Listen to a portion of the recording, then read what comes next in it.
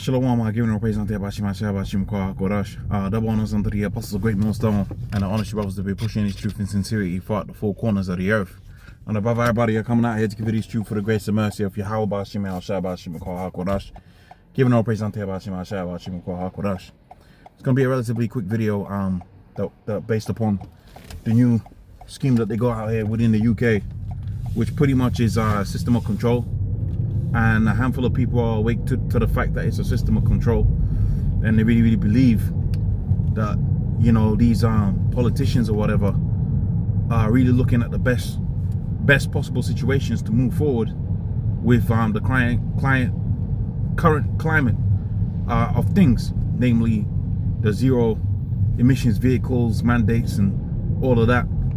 I remember they told you with the Agenda 30, it was an agenda to basically to remove everything away from you, and part of that is ownership of vehicles and ownership of property, which vehicles is something that I've been interested in from a very young age, based upon the UK entertainment scene, where you had Top Gear and all of that here within the UK, which was very popular. And that's how quite a lot of young guys and women or whatever got into vehicles and understood, you know, what they're buying and the entertainment side of their vehicles. Which, you know, you've got on the YouTube side of the game, there's a lot of channels on YouTube that purely focus on buying, selling cars, converting cars, classic cars, sports cars, trucks, whatever, reviewing cars. Just reviewing cars is like a job in itself. And, you know, there's a lot of people that's their daily bread. But there's a reason for that, because, you know, your ability to travel since the Industrial Revolution is been for want of a better statement, it's been a revolution.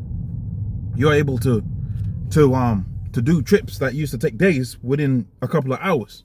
Okay, you think about, you know, 200 miles, 300 miles out here within the UK, that's like a lot of miles. In the US, I understand that's not a lot of miles, but these were trips that used to take days, weeks sometimes to accomplish.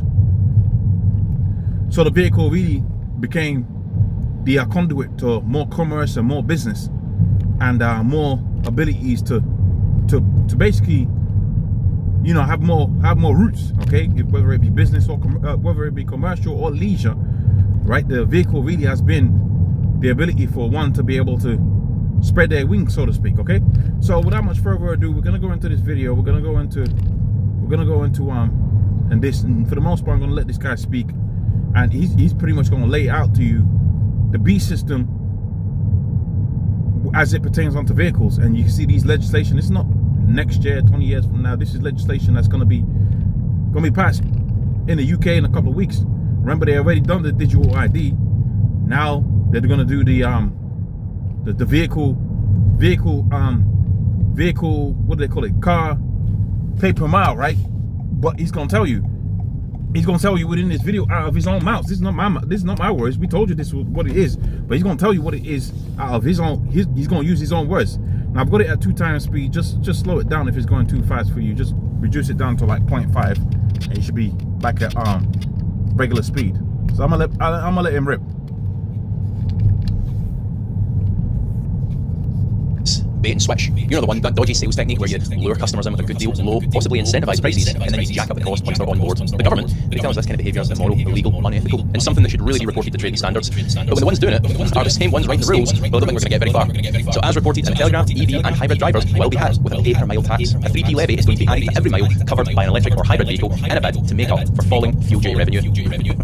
Let's start here. Let me start by telling you how it's meant to work. So from 2028, whenever you pay your annual road tax, or what we're now referring to as VED plus, Vehicle Excise Duty plus, you'll estimate how many miles you expect to cover that following year. Then you're going to pay 3 pence per mile up front based on your own estimate. Drive less than you guess, and I use that word very intentionally, but the vast majority of us, life changes, the amount of miles that you need to drive constantly changes. So drive less than you guessed. Supposedly, some of that money that you paid is going to roll over into next year. You end up driving more than you expected. You'll need to buy a top-up, like your car's on some kind of pay-as-you-go mobile phone plan. Now here's my first contention, of which there is quite a few.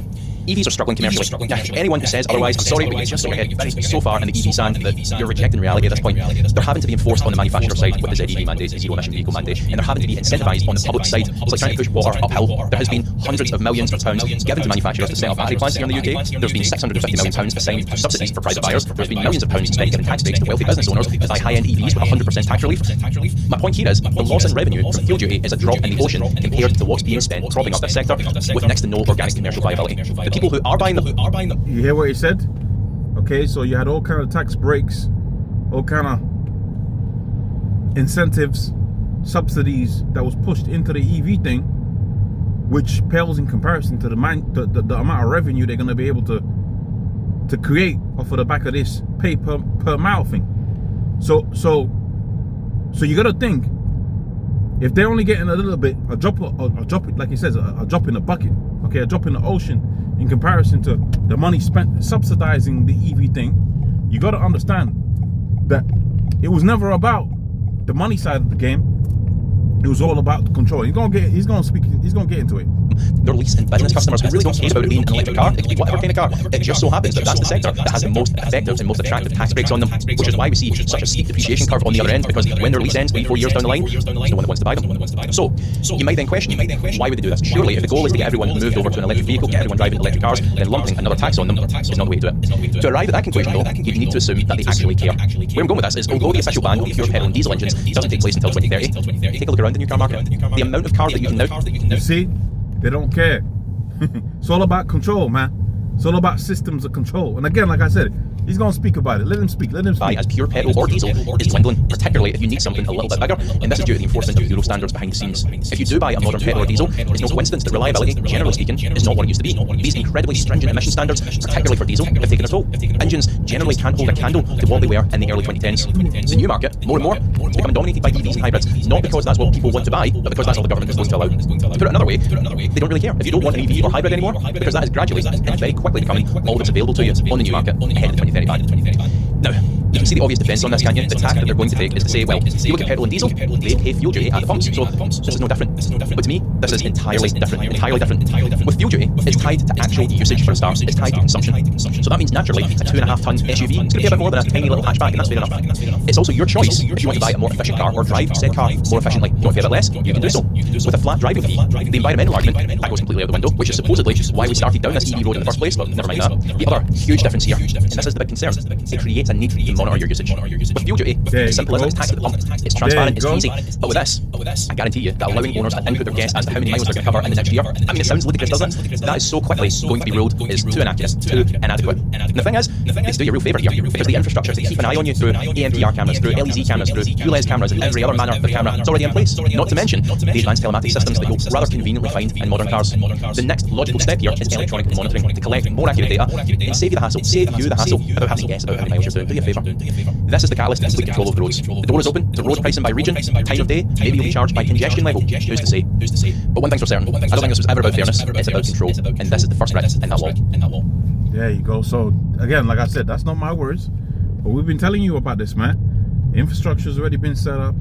All the little bits and pieces are coming and falling in place for multiple systems of controls, man. Multiple systems of controls, which, yeah, it's gonna land, man. It's gonna land. So, anyways, with that, I'm gonna say all praise unto Yahweh Shai Bashim Kah HaKodesh, the one who's unto the apostles of great millstone, and the honest brothers that be preaching this truth in sincerity. Shalom.